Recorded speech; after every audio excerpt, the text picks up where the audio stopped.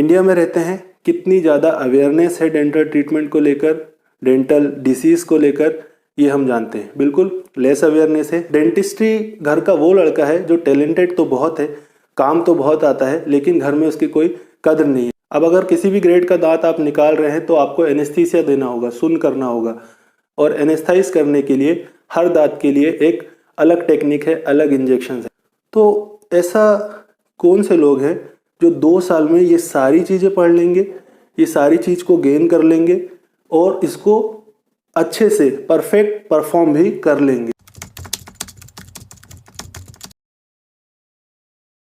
आप समझ गए होंगे इस वीडियो में हम किस बारे में बात करेंगे। जो भारत के राजपत्र में अपडेट आया है, संशोधन में बताया गया है आयुर्वेदिक पीजीज के बारे में, इसमें हम बात करेंगे। जिन्हें नहीं पता मैं शॉर्ट में आपको बता देता हूँ कि इस अपडेट में बताया गया है जो आयुर्वेदिक स्नातकोत्तर विद्यार्थी हैं, डॉक्टर हैं, जो आयुर्वेदिक पीजी पोस्ट ग्रेजुएट्स हैं, वो अब जनरल सर्जरीज भी परफॉर्म कर सकते हैं। बहुत डिटेल में उसमें लिखा हुआ है, जैसे ऑर्थोपेडिक सर्जरी है, ऑप्थेल्मिक सर्जरीज हैं, ये कर सकते हैं, और भी सारी चीज़ें हैं। और जो मेन है जिसमें मैं बात करने वाला हूँ, डेंटल प्रोसीजर्स कर सकते हैं। अब डेंटल प्रोसीजर्स में क्या, एक्सट्रैक्शन, दांत को जो निकालने की प्रोसीजर होती है वो कर सकते हैं, फिलिंग कर सकते हैं, जो केरियस टूथ होता है, ख़राब टूथ होता है, उसकी फिलिंग रेस्टोरेशन कर सकते हैं। जो मेन है रूट कैनाल ट्रीटमेंट, ये कर सकते हैं।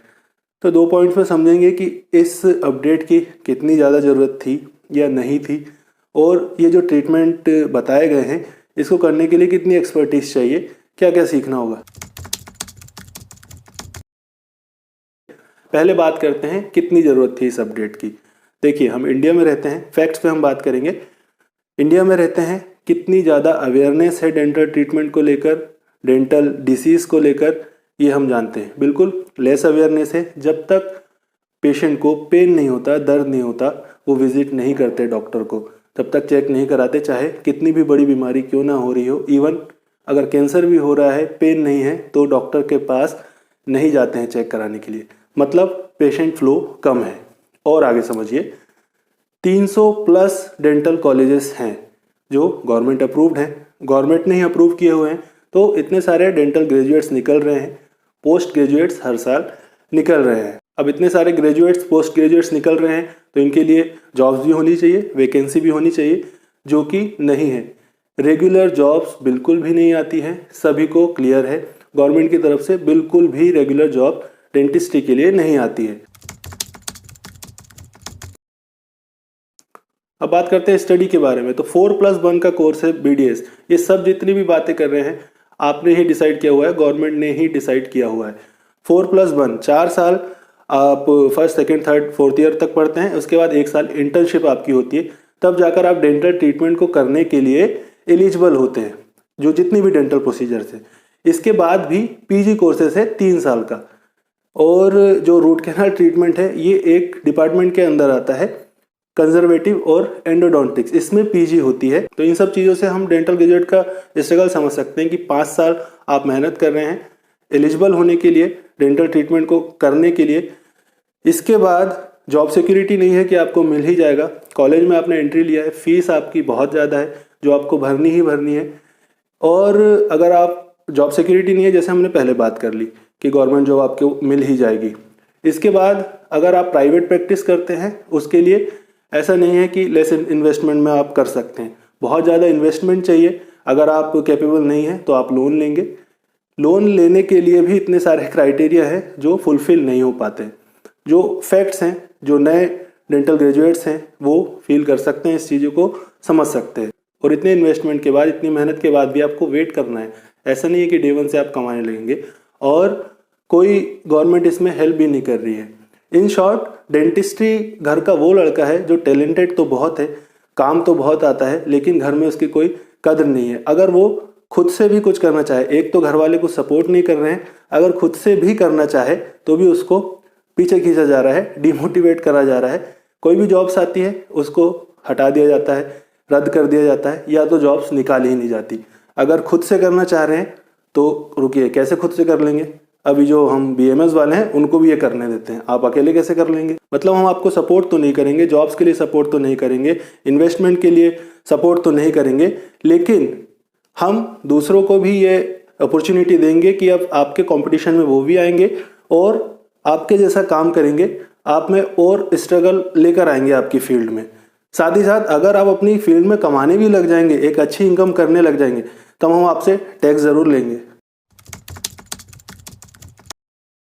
अब जो ट्रीटमेंट बताया गया है उनका मतलब समझिए, कितना एक्सपर्टीज आपको चाहिए। पहला लिखा हुआ है लूज टूथ एक्सट्रैक्शन, मतलब होगा उनका कि हिलता हुआ दांत आप निकाल सकते हैं।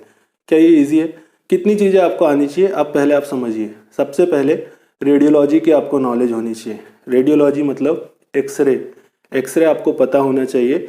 और पहली चीज़ होगी रेडियोलॉजी। रेडियोलॉजी में भी समझने के लिए आपको सारे स्ट्रक्चर्स पता होने चाहिए, नर्व्स पता होने चाहिए, न्यूरॉन्स पता होना चाहिए, फेस की एनाटॉमी आपको पता होनी चाहिए, कितनी सारी चीज़ है, कितने सारे स्ट्रक्चर्स है, वो सारा आपको कंपलसरी आना ही चाहिए एक्सट्रैक्शन के लिए, रूट कैनाल ट्रीटमेंट के लिए।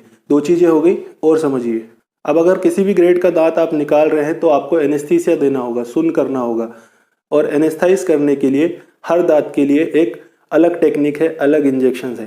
फेशियल नर्व्स के बारे में आपको पता होना चाहिए, एले का कॉम्पोजिशन पता होना चाहिए, इसके कॉम्प्लिकेशन क्या हो सकते हैं वो आपको पता होना चाहिए, और प्रॉपरली क्या डोजेज हैं ये सारी चीज़ें आपको पता होना चाहिए। मतलब एनेस्थीसिया का आपको पूरा नॉलेज होना चाहिए, चाहे आप एक्सट्रैक्शन करें चाहे रूट कैनाल ट्रीटमेंट करें।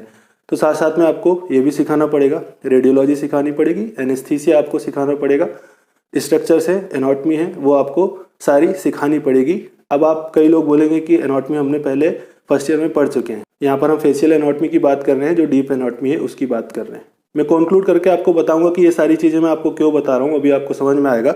अभी आप देखिए, दूसरा जो है फिलिंग, रेस्टोरेशन। अगर दांत खराब है तो फिलिंग कर सकते हैं। फिलिंग करने के लिए आपको क्या चाहिए?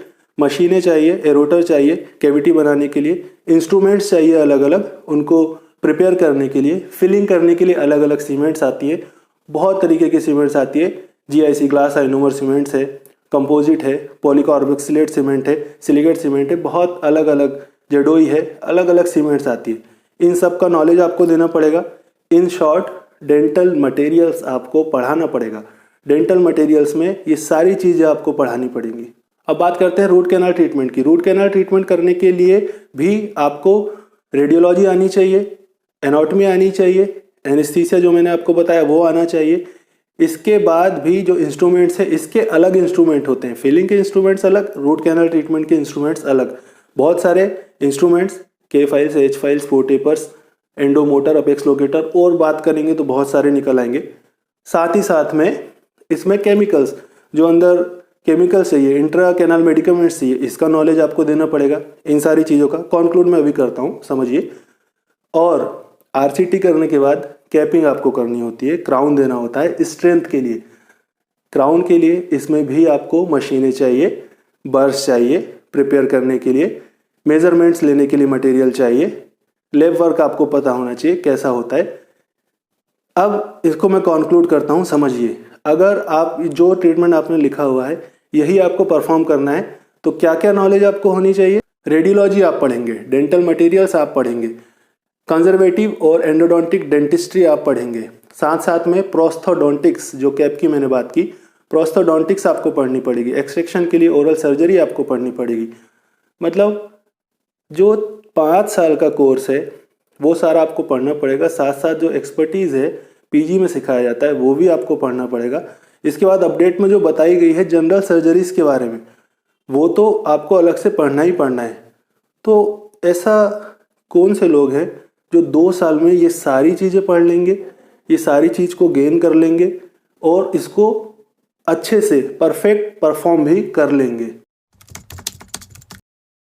तो होपफुली आप समझे होंगे कि एक तो जो आयुर्वेदिक PGs हैं उनका वर्क, उसके बाद सर्जरी का वर्क, जनरल सर्जरी का वर्क, उसके बाद डेंटल प्रोसीजर्स में जो मैंने आपको एक्सप्लेन किया पॉसिबल नहीं है। तो फिर क्या होगा? इन शॉर्ट अनक्वालिफाइड आप होंगे, सिर्फ आपके पास डिग्री होगी, आपके पास परमिशन है, आप करिए, आप फिर परफॉर्म करेंगे। केस आपका कैसा हो रहा है, क्या हो रहा है नहीं पता।